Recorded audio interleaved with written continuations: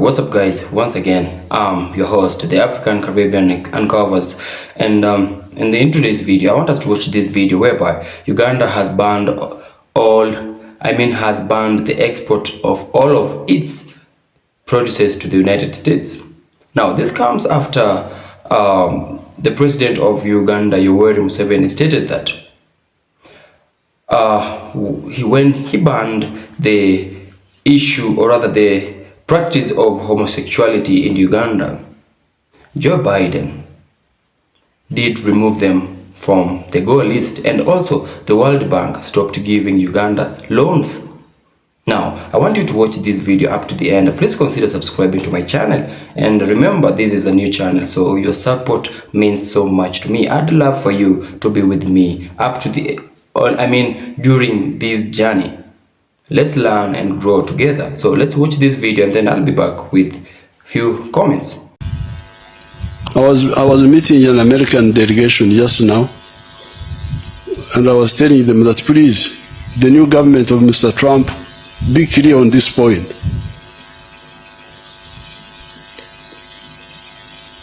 When you export and process coffee, as we have been doing all this time,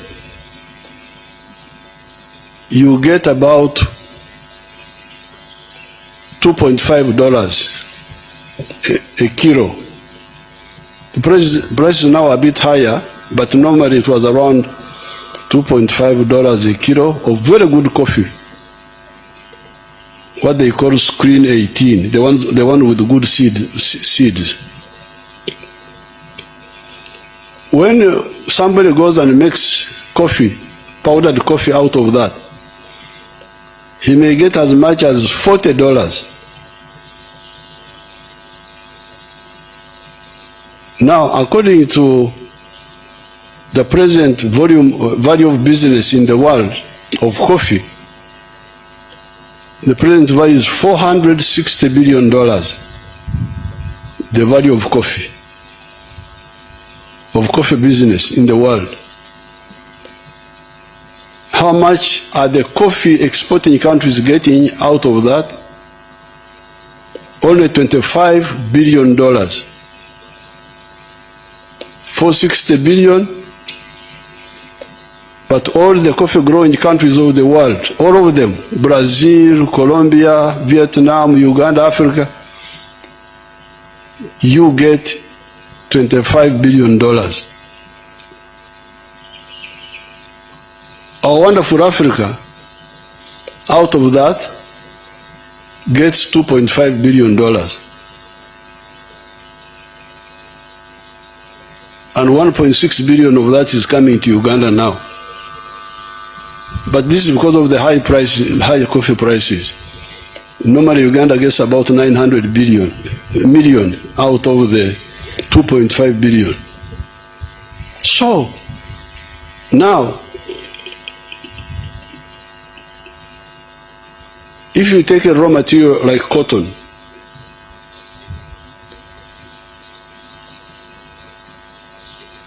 so in other words, in every kilogram of coffee, Africa is donating about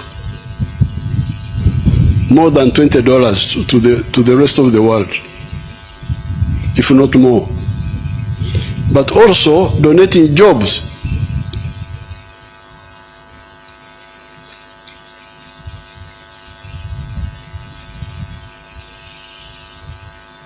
If you take textiles, cotton has got like 6 job levels. You grow the cotton, that's some job. When you harvest the cotton, you gin it, you remove the seeds. That's another level of jobs, the ginneries. Now, much of the African cotton has been ending there. They export what they call lint cotton. Cotton without seeds, after removing the seeds. Then somebody else goes and does the spinning. Spinning is another level of jobs. Then the weaving, that's another level of jobs. Then the printing of colors, that's another level of jobs. Then the tailoring now to make garments, that's another level of jobs. Of course, there are other values in cotton which Africans were not bothered with. Gunpowder is from cotton. People don't know that. That's why the Chinese were taking a lot of cotton. Because a part of the cotton is what you use to make nitrocellulose, which makes the gunpowder. So that's another bottleneck. They're relying on raw materials, exporting. You are donating money and donating jobs. When you see these children dying in the Mediterranean, going to Europe, this is the problem. They are being killed by these economies of raw materials. So you can go to every raw material, whether it is agro-based or minerals. Some people wanted us to export. We have got very good iron ore here. The best in the world, high grade, 70% pure. It's the best. There's no, only the one of Peru is near, about 50%, but ours is much higher. So some people wanted us to export iron ore or tare, we call it in our language, to India. And one of our districts, where some people who are here, whom I see come from, had already made a deal with India that we sell our iron ore to them as iron ore. I said over my dead body, I have banned all the export of unprocessed minerals from here. Let them stay in the ground. When the grandchildren come, they will get them out. So, a ton of iron ore at that time they would give us $47. Then they go, because it is very high quality, a ton of iron ore gives you 700 kilograms of steel, almost 1-to-1. Now, from a ton of steel, that time they were getting $900. So, the sleepy Africans here, the French have a good word, dormir beaucoup, that we are sleeping too much. The sleepy Africans would get $47. A clever outsider would get $900 from almost the same amount of. Later on, when the price had come down a bit of steel, it was about 600, 700, I don't know where it is now. But it's much more than what we would be getting. So I said, no way, let the iron ore stay in the ground. Because then we would be losing jobs, losing money. So raw materials are a curse. I don't know what this forum has, what position they have taken on it, but really that is a real curse. Now, sometimes when Africans wake up a bit, they concentrate on import substitution. But that's not good enough, because the internal market is not big enough. We must, yes, do import substitution, but also engage in export promotion, because the export markets are bigger than the internal market. That's also another area to look at. Now, the other bottleneck are the small economies, the balkanization of Africa into these small markets. Because when people really wake up you will soon find that the internal market is not enough. In Uganda, when these Ugandans got some stability and woke up, in very short time, they found that everything was in surplus. The internal market was not enough. The milk production, 86 were producing 200 million liters a year. We are now producing 5.3 billion liters of milk a year. But the Ugandans consume only 800 million liters. So more than 4 billion liters of milk is surplus. The internal market is not enough. Maize, cement, steel, all those products, tires and so on, industrial and even agricultural. The internal market is not enough. So that's why the regional market becomes very crucial. I'm very grateful to the East African leaders when they agreed, including people like His Excellency Chikwete, when they agreed that we revive the East African community and expand it. And also all the African leaders, because they have agreed on the CFTA, Continental Free Trade Area of the whole of Africa. It's already signed, but the only problem is implementation. So the forum should look at how we can intensify, because part of the problem of the CFTA is the infrastructure. At one time we were talking of the railway from Djibouti to Dakar, from Mombasa to Kisangani, but now I no longer hear about that. So in terms of our sensitization, we should emphasize that the market, the infrastructure to support the market.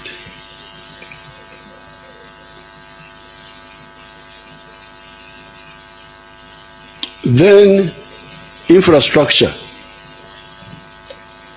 that's another bottleneck. Because we were talking with the World Bank, I went to Nairobi for the World Bank meeting, and I said, you wonderful people, you talk of the private sector-led growth. Yes, but the private sector needs low costs of doing business, which means low cost of electricity, low cost of transport. Labor is low cost, that's no problem in Africa. The labor is not expensive. But you need low cost of money in the bank and so on, which means infrastructure. So infrastructure must be emphasized, not just, and when the World Bank talk of infrastructure, sometimes they talk only about the roads. The roads are good for cars and passengers, but not good for cargo. For the cargo, we need the railway. The railway and the water transport. They are much cheaper. So that's another bottleneck. Then, of course, education and health, the human resource. The human resource, you cannot have the transformation if your people are not educated, they are not healthy, they are not skilled. Here in Uganda, we have been having another bottleneck. This is a big proportion of the population outside the money economy, only working for the stomach, for eating. Because here in Uganda, you don't have to be very, very brilliant to survive. You can survive even if you are not. You eat mangoes, you go to your relatives, you spend all the time. Your relatives see you coming. Where are you going? I have come to see you. Imagine. Neja kubareba. Nise kubareba. I have come to see you. The man is not working, he's not working, but he's eating. So, we checked when we came into government, and we found that by independence, only 4% of the homesteads were in the money economy. The rest, 96%, were outside the money economy, working only for the stomach, for what they call subsistence. Once again, welcome back to my YouTube channel. I am your African Caribbean Uncovers. Now, just a few commentary on this video that you've just watched. The president of Uganda, Yoweri Museveni, has banned Uganda from exporting all of its raw produces to the United States for processing.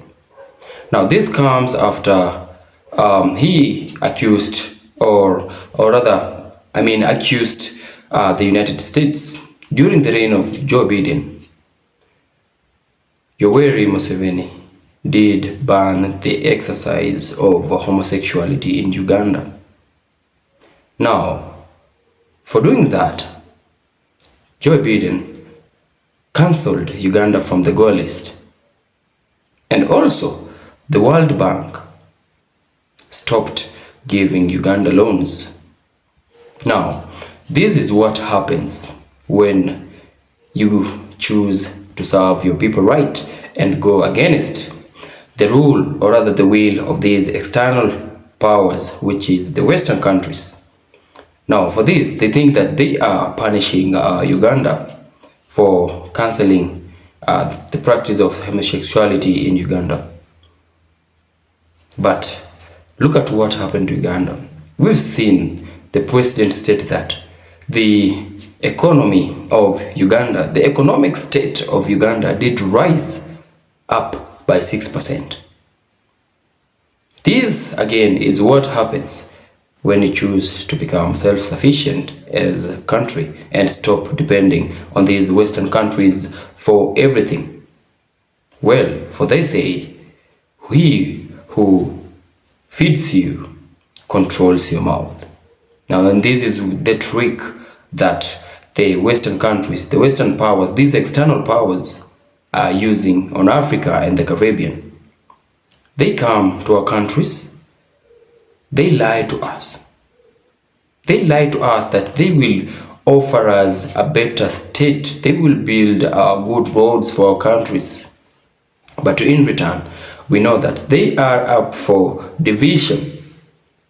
They want to divide our country. They don't want to see Africa unite. They don't want to see Caribbean unite. They don't want to see Africa and the Caribbean unite. So they do everything in their power to destroy the relationship that the African countries have within themselves and the Caribbean countries have within themselves, and majorly they will do everything they can to destroy the relationship between the Caribbean and Africa. Yes, it is true that Africa is a very rich continent, but it is also a continent with a lot of poor countries. And yes, Africa is not poor. Africa at all is not poor. It is Africans that are poor. So they are afraid of the unity between Africans and the Caribbeans. Because once Africa and the Caribbeans unite, we will be a threat to the Western countries, and that's for sure. Trump did cut his aid that was being given to the Caribbean. He did also cut his aid towards Africa. Now, he imposed a 10% tariffs on the Caribbean, produces or rather exports that will be going to the United States. And for this, he thinks that he is punishing the Caribbean. But what he is really doing is helping them start their journey as early as possible, the journey to self-independence. So please tell me in the comment section what you think of this video. Engage me, like this video, comment, share with your loved ones. As I said, this is my new channel and I'm here so that you can help me grow. And your support and love will mean so much to me. I'm your host, the African Caribbean Uncovers, and until we meet again in my next video, peace out and just know that God loves you.